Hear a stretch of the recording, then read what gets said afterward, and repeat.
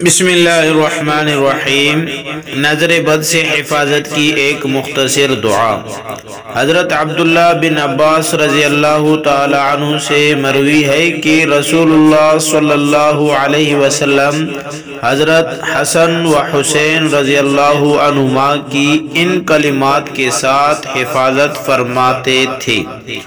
وہ کلمات یہ ہیں: اعوذ بکلمات اللہ التامۃ من کل شیطان وہامۃ ومن کل عین لامہ۔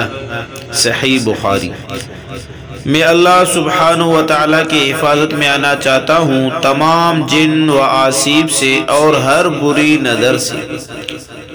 فائدہ: اپنے بچوں پر صبح و شام ان کلمات کو 3 بار پڑھ کر دم کریں، انشاءاللہ نظر سے حفاظت رہے گی، لگی ہوئی نظر اتر جائے گی اور شیطان کی شر سے حفاظت رہے گی۔